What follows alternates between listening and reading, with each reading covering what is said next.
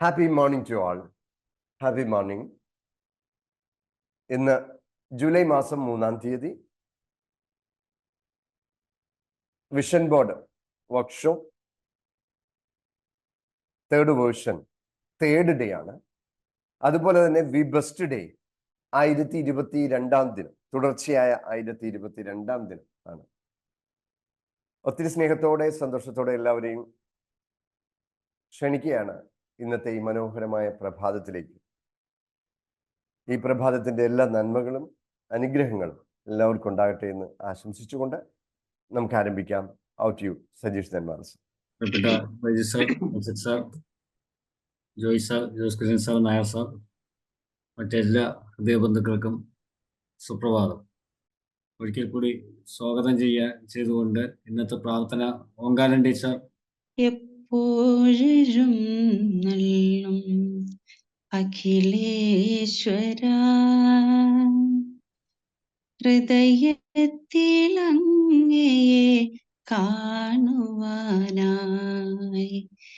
എപ്പോഴും നല്ലും അഖിലേശ്വര ഹൃദയത്തിലങ്ങയെ കാണുവാനായി. Thank you Omkaran teacher. മനോഹരമായ രാവിലെ തന്നെ നമ്മളെ എനർജൈസ് ചെയ്യുന്ന ഒരു പ്രാർത്ഥന. Thank you once again. ഇന്ന് സ്വാഗതം നമ്മുടെ വി ബെസ്റ്റിന്റെ ആസ്ഥാന captain RK sir. Happy morning to all.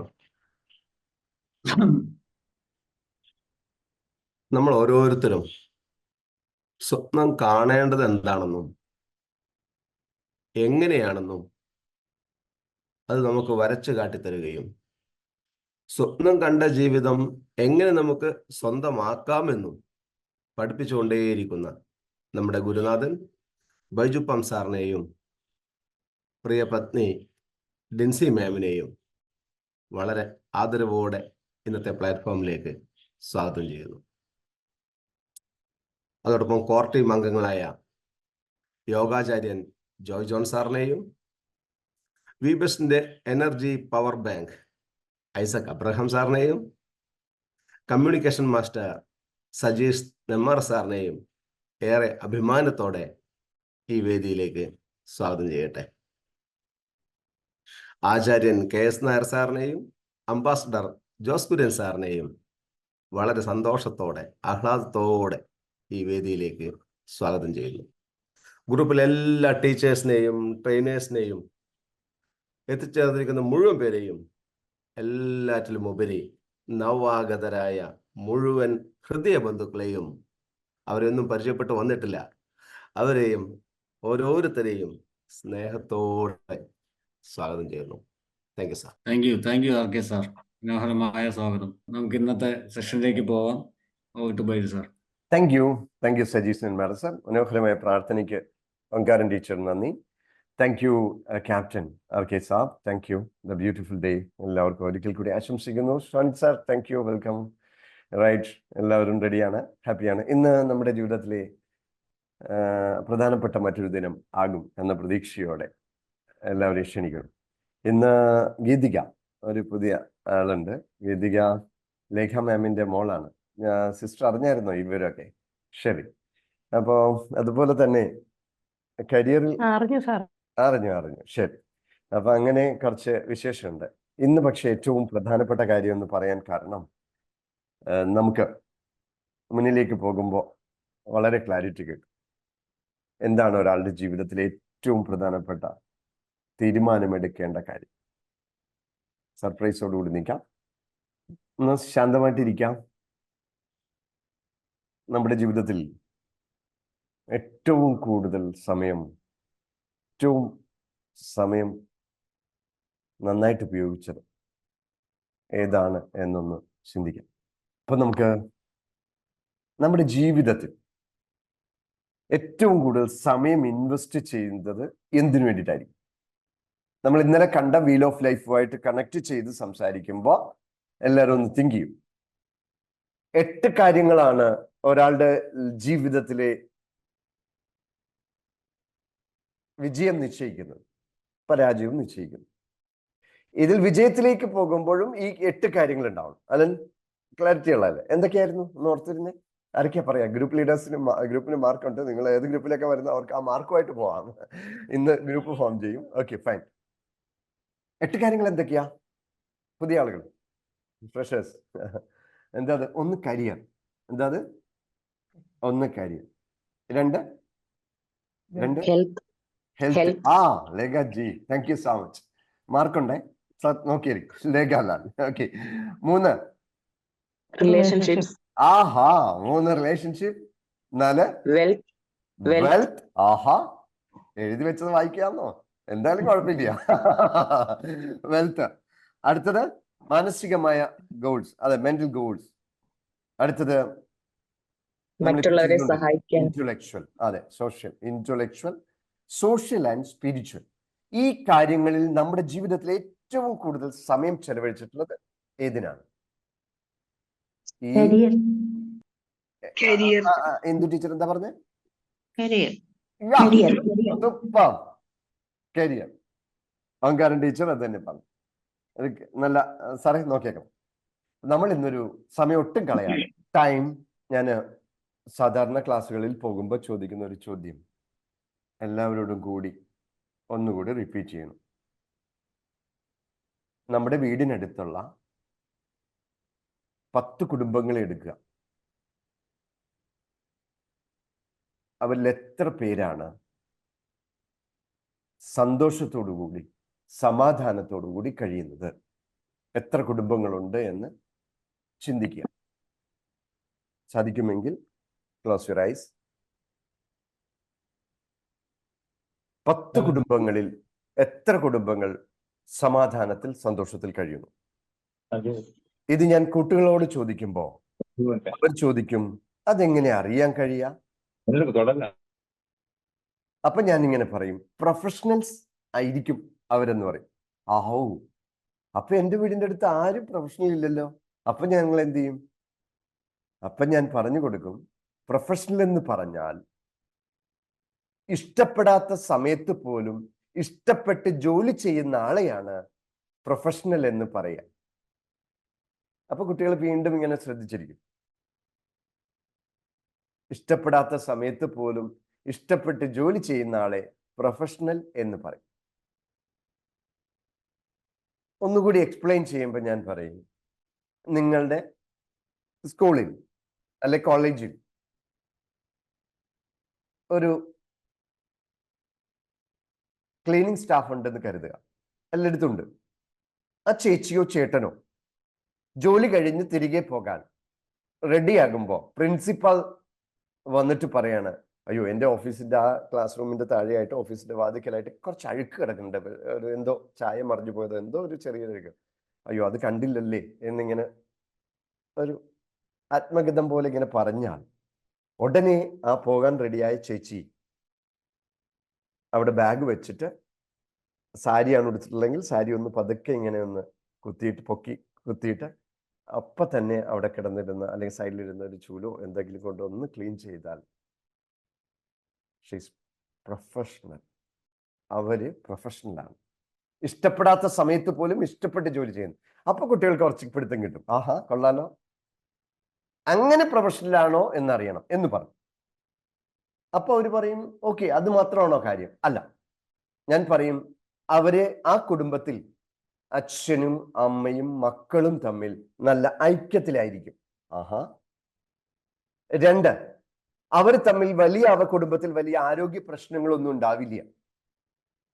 അടുത്തത്, അവർ തമ്മിൽ നല്ല സന്തോഷത്തിലാണ്. അവരെടുക്കൊക്കെ വാഹനങ്ങളൊന്നും ഇല്ല എങ്കിലും, സൈക്കിൾ പോലും ഇല്ല എങ്കിലും, അവരൊരുമിച്ച് ബസ് സ്റ്റോപ്പിലൊക്കെ പോയിട്ട് ഒരു ഞായറാഴ്ചയോ ശനിയാഴ്ച വൈകുന്നേരമോ തൊട്ടടുത്തുള്ള ഏതെങ്കിലും ഒരു സന്തോഷം തരുന്ന സ്ഥലത്തേക്ക്, ഫോർ എക്സാമ്പിൾ ഒരു ബീച്ചിലേക്കോ ഒരു പാർക്കിലേക്കോ, ഒന്നുമില്ലെങ്കിൽ അവരുടെ അടുത്തുള്ള ഒരു ഉദ്യാനത്തിലേക്കോ പോയി ഇരിക്കാറുണ്ടോ? അങ്ങനെയുള്ള കുടുംബങ്ങളെയാണ് നമ്മൾ തിരഞ്ഞെടുക്കേണ്ടതെന്ന് പറയും. അപ്പൊ കുട്ടികൾ കുറച്ചുകൂടി ക്ലാരിറ്റി കിട്ടും. അടുത്തത് പറയും, സാമ്പത്തികം വലിയ കാര്യമായിട്ടില്ലെങ്കിൽ പോലും അവരുടെ സാമ്പത്തിക അവസ്ഥയിൽ അവർ സ്വസ്ഥമായി കഴിയുന്നു, ഉള്ളത് കൊണ്ട് ഭംഗിയായി കഴിയുന്നു, കൂടുതലിനെ പറ്റിയിട്ട് അവർ ആലോചിക്കുന്നു. ചിട്ടിയെങ്കിലും ആ കുടുംബത്തിൽ ഉണ്ടാവും. വലിയ ബാങ്ക് ഡെപ്പോസിറ്റ് ഇല്ലെങ്കിലും ഒരു ചിട്ടിയെങ്കിലും ഉണ്ടാവും. അറ്റ്ലീസ്റ്റ് അയൽക്കൂട്ടത്തിലെങ്കിലും അവർ പങ്കാളിയായിരിക്കും. കൊച്ചു കൊച്ചു കൊച്ചു കൊച്ചു ഇൻവെസ്റ്റ്മെന്റ് അവർ ചെയ്യുന്നുണ്ടാവും. കൊള്ളാം. അടുത്തത്, അവർ ഒരുമിച്ച് ഭക്ഷണം കഴിക്കും, ഒരുമിച്ച് പ്രാർത്ഥിക്കും. ഒരു തീരുമാനമെടുക്കുമ്പോൾ മക്കളോടും ഭാര്യയോടും എല്ലാവരോടും ചോദിക്കുന്നത് പോലെ ഇങ്ങനെ തോന്നും. അപ്പോൾ കുട്ടികൾ ചോദിക്കും, അതെങ്ങനെ ഞങ്ങൾ അറിയാം? അല്ല, കൂട്ടുകാരികളോ അവിടെയുള്ള ആരെങ്കിലും വന്ന് പറയാറില്ലേ, ഞങ്ങൾ ഇങ്ങനെ വാങ്ങാൻ പോവാണ്, പുതിയൊരു LED TV വാങ്ങാൻ പോവാണെന്ന് മക്കൾ പറയാറുണ്ടോ? ചിലപ്പോഴൊക്കെ പറയാറുണ്ട്. അവരെങ്ങനെ അറിഞ്ഞത് അത്? അപ്പൊ കുഞ്ഞുങ്ങൾ പറയും, അത് പപ്പയും മമ്മിയും കൂടി ചർച്ച ചെയ്തപ്പോൾ അവർ കേട്ടിട്ടുണ്ടാവും. അങ്ങനെ ചർച്ച ചെയ്തോ? അങ്ങനെയാണെങ്കിൽ ആ വീട് നിങ്ങൾ സെലക്ട് ചെയ്യണം.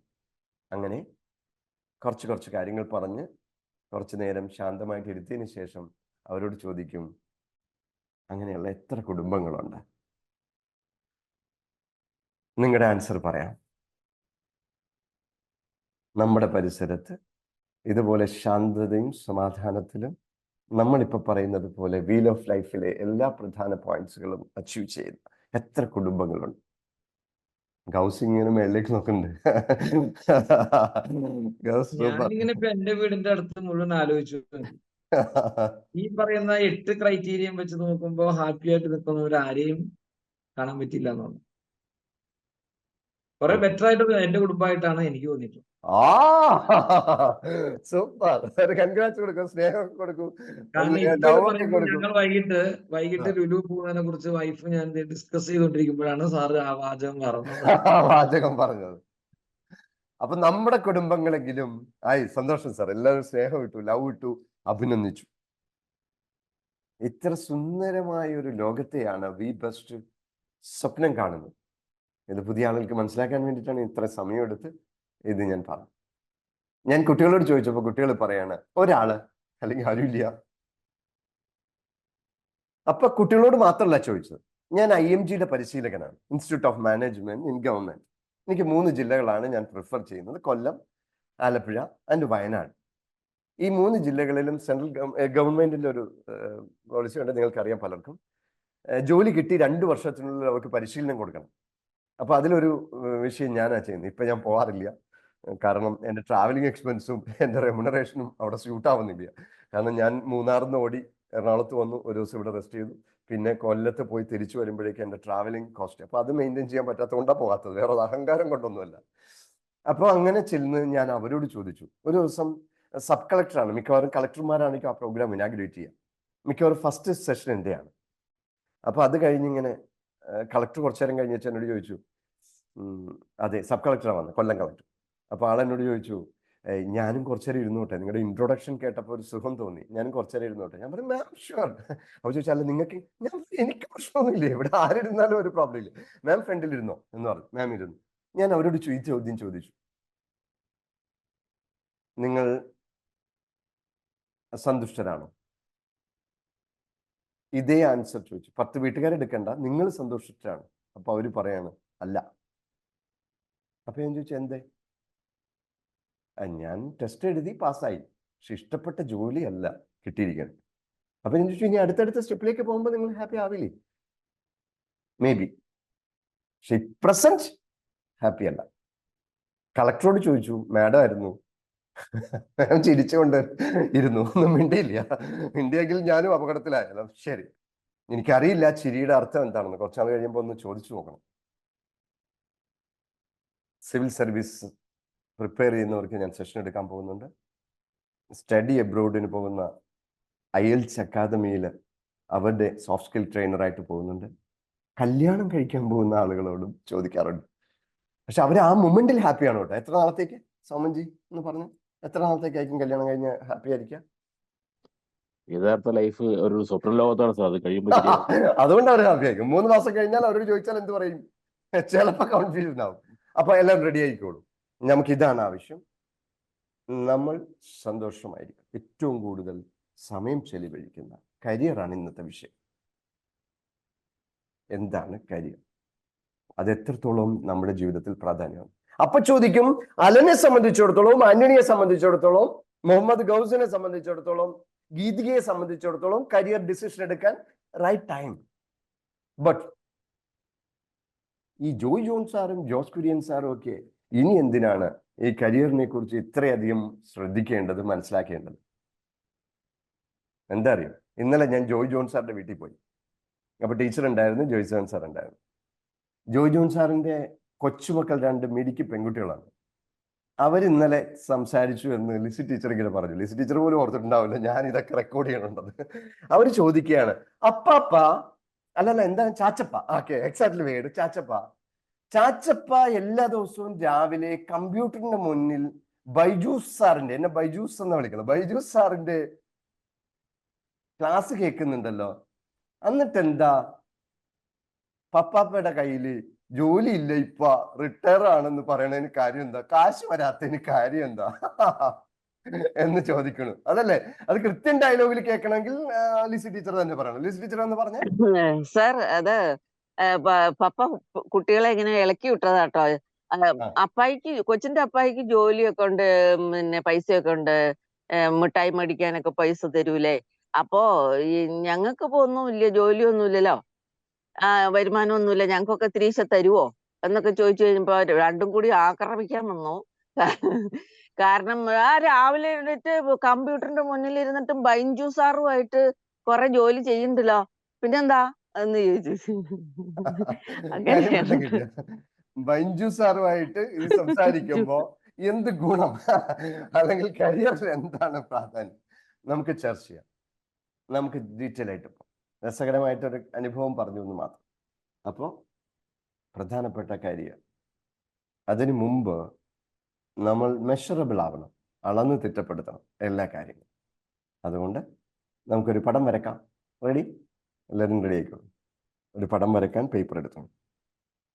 നമ്മൾ എവിടെ നിൽക്കണു എന്ന് നമുക്ക് തന്നെ ബോധ്യപ്പെടാൻ ഒരവസരം. സിമ്പിൾ. ഒരു പേപ്പർ, പുതിയ പേജ് ഓപ്പൺ ചെയ്യണം. പിശുക്ക് കാണിക്കരുത്. കാർത്തികാജി ആ പേജ് അങ്ങ് മറക്ക്, അത് തന്നെ എഴുതുകയാണ്. അതിൻ്റെ അകത്ത് ഒരു കഷ്ണം അവിടെ കിട്ടി, അപ്പൊ തന്നെ അതെടുത്ത് വെച്ചു. പിശുക്കെന്ന് പറഞ്ഞാൽ ഇങ്ങനെയുണ്ടോ മനുഷ്യന്മാർ? ശരി,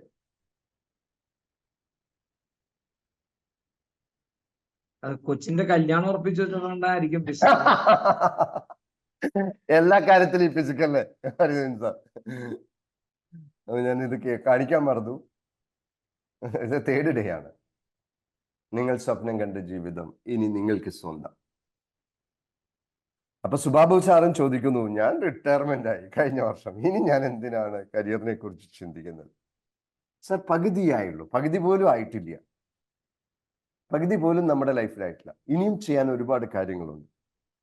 ജോസ് കുര്യൻ സാർ എങ്ങനെയാണ് 100-ാം വയസ്സിൽ 2.5 കോടിയുടെ കാറ് വാങ്ങുക, 2.25 കോടി, സോറി കൂട്ടണ്ട എന്നുള്ളത് നമ്മൾ അറിയാം. സാറിന്റെ അനുഭവത്തിൽ നിന്നും റിയൽ ആയിട്ടുള്ള ആപ്റ്റിറ്റ്യൂഡ് അനുസരിച്ച് ഒരു ജോലി ചെയ്യാൻ പോവാം. സാറിന്റെ എക്സ്പീരിയൻസ് മാത്രം ഷെയർ ചെയ്താൽ മതി. ഹാപ്പിനെസ് വില്ലേജിൽ ഇരുന്നു കൊണ്ട് അവിടെ നടക്കുന്ന ഇന്റർനാഷണൽ ലെവലിലുള്ളതും നാഷണൽ ലെവലിലുള്ളതുമായ പ്രോഗ്രാംസിൽ സാർ അവിടെ വന്നൊന്ന് ചിരിച്ചുകൊണ്ട് നിന്ന് 2 വാക്ക് പറഞ്ഞാൽ റെമ്യൂണറേഷൻ കിട്ടും. സാറ് ചെയ്യുന്ന പ്രവൃത്തികൾ പറഞ്ഞു കൊടുത്താൽ, സന്തോഷത്തോടു കൂടി ആരോഗ്യത്തോടു കൂടി ഇരിക്കുന്നത് എങ്ങനെയാണെന്ന് പറഞ്ഞു കൊടുത്താൽ സാറിന് വരുമാനം വരും. അത് കരിയറാണ്. റിട്ടയർമെന്റിന് ശേഷം 50 വർഷങ്ങൾക്കപ്പുറവും വരുമാനം കിട്ടും. ഇനി പണ്ടെപ്പോഴോ ഞാൻ ചെയ്യണമെന്ന് വിചാരിച്ചിരുന്ന ഒരു ജോലി, ഇഷ്ടത്തോടു കൂടി ചെയ്യണമെന്നത് എൻ്റെ ആഗ്രഹമായിരുന്നു, അതെനിക്ക് കിട്ടിയില്ല, അത് ചെയ്യാൻ ഇനിയും അവസരമുണ്ട്. അതിനൊക്കെ വേണ്ടിയിട്ടാണ് നിങ്ങൾ. അപ്പോൾ പേപ്പർ എടുത്തു, നമുക്ക് വരച്ചു തുടങ്ങാം. ആദ്യം ഇതുപോലെ ആ പേപ്പറിന് നടുഭാഗത്തായിട്ട് ഇങ്ങനെ ഒരു ക്രോസ് വരയ്ക്കാം. ഒരു നേരിയ വല, സൈഡിൽ വട്ടം വര, 2 വര. ഇത് നേരത്തെ ചെയ്തിട്ടുള്ളവരുണ്ട്. പക്ഷെ ഇപ്പൊ വരയ്ക്കുന്ന വര നിങ്ങളുടെ ജീവിതത്തിലെ പ്രധാനപ്പെട്ട വരയായിരിക്കും. അതുകൊണ്ട് ഒന്നുകൂടി സൂക്ഷ്മമായി വരക്കണം. പണ്ട് വരച്ചതുപോലെ ഇത്തിരി സന്തോഷത്തോടു കൂടി, എക്സൈറ്റ്മെന്റോടു കൂടി വരച്ച വരയാണെങ്കിൽ ആ വരയ്ക്ക് അന്ന് അതിനർത്ഥം റിയൽ ആയിട്ട് കിട്ടിയിട്ടുണ്ടാവില്ല. ശരിക്കും ഈ വരയ്ക്ക് അർത്ഥം കിട്ടണമെങ്കിൽ ഇപ്പൊ പറയുന്നത് പോലെ എല്ലാവരും ഒന്ന് ചിന്തിച്ചുറപ്പിച്ച് വരക്കണം. ചിലപ്പോൾ ഇന്നത്തെ കൊണ്ട് തീരില്ല, ഈ വര കംപ്ലീറ്റ് ആക്കാൻ കഴിയില്ല. വര കംപ്ലീറ്റ് ആക്കാൻ ചിലപ്പോൾ 2-3 ദിവസം എടുക്കും. എന്തായാലും സമയം എടുത്തിട്ടാണെങ്കിലും ഞാൻ ഈ വര വരപ്പിക്കും. ഇത് തലവരയായിരിക്കും അല്ലെ ലിസി ടീച്ചർ? അതെ, തലവര ആക്കാം. അടുത്തത് വേറൊരു വര ഇങ്ങനെയാണ്. ആദ്യം ഇങ്ങനെ വരച്ചു, അതിനുശേഷം നടുക്കൂടി വേറൊരു വര. ഇപ്പൊ 8 ലൈനുകൾ വന്നിട്ടുണ്ടാവും. ആദ്യം 4, വീണ്ടും 4.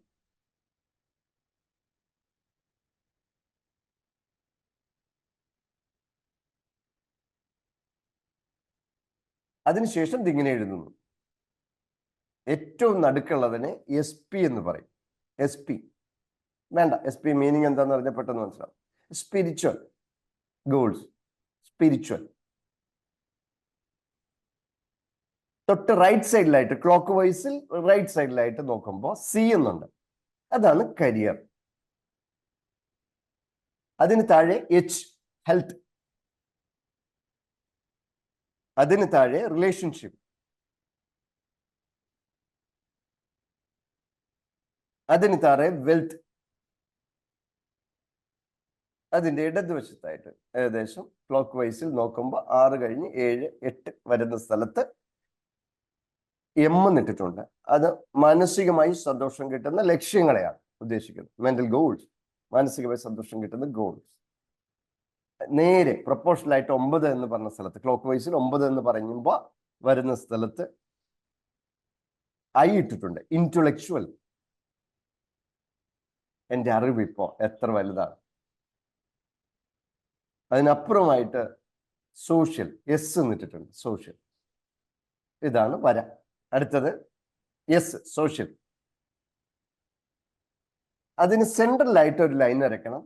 അതായത് ഇതിന് ഈ ടോട്ടൽ ലെങ്ത് 10 ആണെങ്കിൽ, ഞാൻ ഇത്ര വിശദമായിട്ട് പറയുന്നത് ആദ്യമായിട്ട് ചെയ്യുന്നവർക്ക് വേണ്ടിയിട്ടാണ്. നേരെ പകുതിയിലായിരിക്കും 5. ഇതിനെ 10 ആയിട്ട് കൗണ്ട് ചെയ്യണമെങ്കിൽ, 10 ആയിട്ട് കൗണ്ട് ചെയ്യണമെങ്കിൽ നടുഭാഗത്ത് ഒരു വര വരയ്ക്കുക എല്ലാവരും. അപ്പൊ 5 ആണെന്ന് അറിയാം. അപ്പൊ ഗ്രാഫ് വരക്കാണ്, പണ്ട് നമ്മൾ സ്കൂളിൽ ചെയ്തിട്ടില്ലേ, അതുപോലെ ചെയ്യാണ്. എന്നിട്ട് അതിന്റെ ഇടയിൽ 1, 2, 3 പറ്റുമെങ്കിൽ ഇട്ടോ, ഒരു ഐഡിയ കിട്ടാൻ മാത്രം. ഇതുപോലെ മാർക്ക് ചെയ്തു 1, 2, 3, 4, 5. അപ്പൊ 5 എണ്ണായെന്ന് മനസ്സിലായില്ല. അപ്പൊ നമ്മൾ ഇതിൽ 10ലാണ് മാർക്ക് കൊടുക്കുന്നത്. 5ലാണെങ്കിൽ ആ നടുക്കത്തെ വരയിൽ ഒരു സ്റ്റാർ ഇട്ടാൽ മതി. അതിന് വേണ്ടിയിട്ടാണ്. എല്ലാവർക്കും പർപ്പസ് പറഞ്ഞാൽ പെട്ടെന്ന് മനസ്സിലാവും. നമ്മൾ കരിയറിനെ അളക്കാൻ കണ്ടോ, ഇങ്ങനെയാണ് ചെയ്യേണ്ടത്. സ്റ്റാർ ഇടേണ്ടത് 5 നടുഭാഗമായിരിക്കും. കരിയറിൽ നിങ്ങൾ ഇപ്പോ 9ലാണെങ്കിൽ, ബൈജുപ്പാം 9ലാണ്. ഇത് കണ്ടോ, ഞാൻ ഇങ്ങനെ എഴുതും, അവിടെ കൊണ്ടുപോയി ഞാനൊരു സ്റ്റാർ ഇടും. ഹെൽത്തിലാണെങ്കിൽ ഞാനല്ല, അത് ഞാനൊരു എക്സാമ്പിളിന് വേണ്ടി വെച്ചതാണ്. നിങ്ങൾ ഹെൽത്തിൽ ഇപ്പോൾ ചെറിയ മെഡിസിൻസ് ഒക്കെ ഉണ്ട്, ചെറിയ അസ്വസ്ഥതകളുണ്ട്, രാവിലെ എഴുന്നേറ്റ് വന്ന് കഷ്ടപ്പെട്ടാണെങ്കിൽ നിങ്ങളുടെ മാർക്ക് 5 ആയിരിക്കും. അത് ചെയ്യാനാണെന്ന് പറഞ്ഞുകൊണ്ട് നമുക്ക് തുടർന്ന് കേൾക്കാം. അത് വരച്ചു വെച്ചല്ലോ, ഇത്രയും മതി. ഇതിനെ പെർഫെക്റ്റ് ആയിട്ട്, ഇത് ഞാൻ എല്ലായിടത്തും വരുമ്പോഴും ഇത് ആദ്യം വരച്ചു ഇല്ലയോ എന്ന് ഞാൻ കണ്ടെത്തും. സ്മിതാജി, ഞാൻ അവിടെ വരുമ്പോ, നിങ്ങളുടെ വീട്ടിൽ വരുമ്പോ ഞാൻ ചോദിക്കും, അന്ന് വരച്ച പേപ്പർ ഒന്ന് കാണിക്കാവോ എന്ന് ചോദിക്കുമ്പോ ഉണ്ടാവുമോ? സ്മിത സുനിൽ, തീർച്ചയായിട്ടും. അതെടുത്ത് കീറിക്കളയോ? കൊച്ചു കീറിക്കളയെന്നൊക്കെ പറയോ? ഇല്ല ഇല്ല, ബ്യൂട്ടി പാർലറിൽ പോയപ്പോ ഞാൻ അവിടെ കൊണ്ടേ വെച്ചു, പിന്നെ അത് കണ്ടില്ല എന്ന് പറയോ? ഒരിക്കലും ഇല്ല. സാറ് നിശ്ചയമായിട്ടും ചോദിക്കും. അതെ, അതിനൊരു സംശയമില്ല. നിരന്തരം അനുഭവിച്ചുകൊണ്ടിരിക്കുന്ന ഒരാളാണ് ലിസി ടീച്ചർ. വളരെ സ്നേഹത്തോടു കൂടി ചായയൊക്കെ കുടിച്ച് സ്പെഷ്യൽ സാധനമൊക്കെ ഉണ്ടാക്കി വെച്ച് കഴിയുമ്പോ അടുത്ത ചോദ്യം ഇതായിരിക്കും, അവിടെ സാറപ്പ ടീച്ചർ, ഈ മനുഷ്യനൊരു മര്യാദ പോലും ഇല്ല. ഞാനിപ്പോ ഏതാ അങ്ങനെയാണെങ്കിൽ ചായ എടുത്തിട്ട് ഉപ്പിട്ട് വരായിരുന്നു വിചാരിച്ചിട്ടുണ്ടാവും. അവസാനം ഓർക്ക് ഈ ചോദ്യമൊക്കെ ചോദിച്ചു കഴിയുമ്പോ ഈ മനുഷ്യന് നല്ല പഞ്ചസാര ഇട്ട് കൊടുക്കേണ്ടത് ഉണ്ടായിരുന്നില്ല, ഇത്തിരി ഉപ്പിട്ട് കൊടുത്താൽ മതിയായിരുന്നു, അന്ന് പെട്ടെന്ന് പോയേനം എന്ന് വിചാരിക്കും.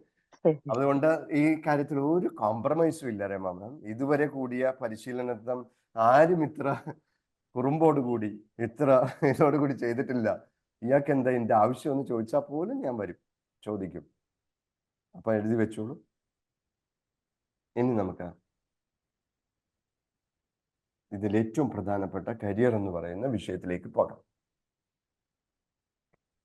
നമ്മുടെ ജീവിതത്തിന്റെ നല്ലൊരു ശതമാനവും ഈ ഒരു കാര്യത്തിന് വേണ്ടി, മറ്റെല്ലാ കാര്യങ്ങളും ഉപേക്ഷിക്കുന്നു. അപ്പൊ ഞാൻ പറഞ്ഞു വന്നു, സോറി. അലൻ ചോദിക്കുന്നു, ഞാനിപ്പോ കരിയറിൽ എന്താ? എന്നെ സംബന്ധിച്ചിടത്തോളം ഞാൻ പഠിക്കുകയല്ലേ, അതിന് ഞാൻ എത്ര മാർക്ക് ഇടണ്ടേ? ഇത്രേ ഉള്ളൂ. ഗീതികയും അത് തന്നെയാണ് ആലോചിക്കുന്നതെങ്കിൽ ഉത്തരം ഇതാണ്. ഗീതിക, നിങ്ങൾ പഠിക്കുകയാണെങ്കിലും നിങ്ങൾ കൃത്യമായിട്ട് അഭിരുചിക്കനുസരിച്ചിട്ടുള്ള ഒരു ഗോള് സെറ്റ് ചെയ്തുകൊണ്ടാണോ പഠിക്കുന്നത് എന്നുള്ളതാണ് കാര്യം. അലൻ, കാര്യം മനസ്സിലായോ?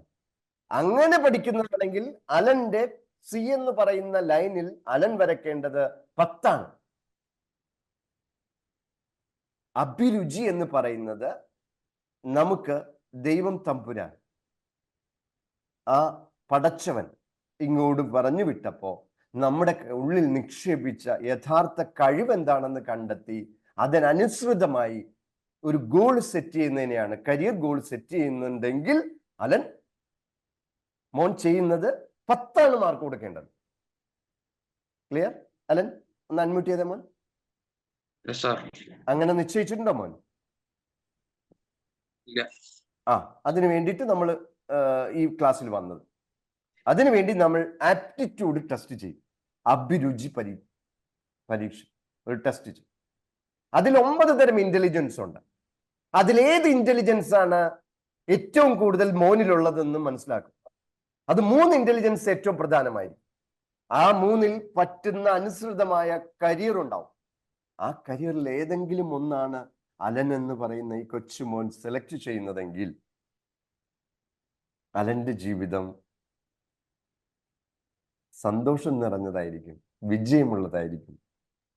വിമൽ എന്ന് പറയുന്ന പപ്പയും അലന്റെ അമ്മയും ഈ ലോകത്തിൽ ഏറ്റവും ഭാഗ്യം ചെയ്ത ആളുകളായിരിക്കും. അതാണ് കരിയർ.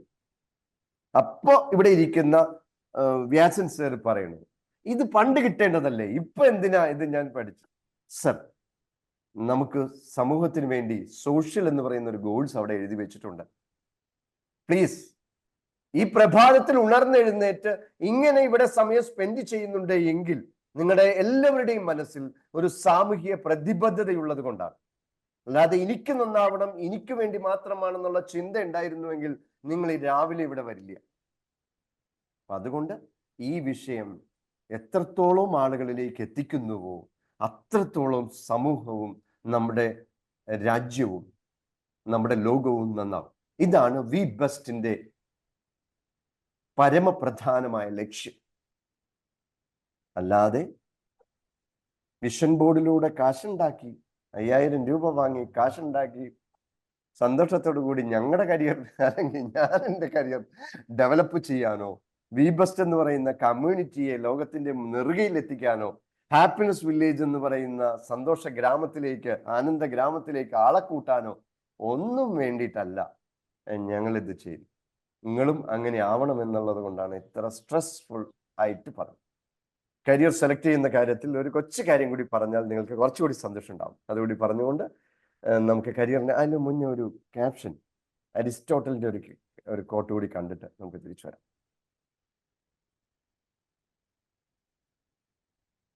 എന്താണ് കരിയർ? ഏർപ്പെടുന്ന ജോലിയിലുള്ള ആനന്ദമാണ് അതിന്റെ പരിപൂർണതയ്ക്ക് ആധാരം. ബൈജു പാം പരിശീലനം ചെയ്യുമ്പോൾ കിട്ടുന്ന ആനന്ദമാണ് ബൈജു പാം എന്ന് പറയുന്ന ട്രാൻസ്ഫോർമേഷൻ ലൈഫ് കോച്ചിനെ പൂർണ്ണത ആക്കുന്നത്, അല്ലെങ്കിൽ സന്തോഷമുള്ള വിജയിയാക്കുന്നത്. അരിസ്റ്റോട്ടിൽ. അപ്പൊ ഗീതിക ഇന്ന് തീരുമാനിക്കും, അല്ലെങ്കിൽ 2 ദിവസം കൂടി ഗീതികയ്ക്ക് ഞാൻ കൊടുത്തിട്ടുണ്ട് ചില തീരുമാനങ്ങൾ എടുക്കാൻ. ഗീതിക എന്ന് പറയുന്നത് ആള്, ക്യാമറ എവിടെ മോനെ? ഓണാക്കാമോ? ഓണാക്കി മിടുക്കി. കണ്ടോ എത്ര ഇൻട്രസ്റ്റോട് കൂടിയാ കേട്ടിട്ടിരിക്കണേ. ഗീതിക മോൾ നമ്മുടെ ലതിക മാം, മസ്കറ്റിലുള്ള ലതിക മാമിന്റെ മോളാണ്.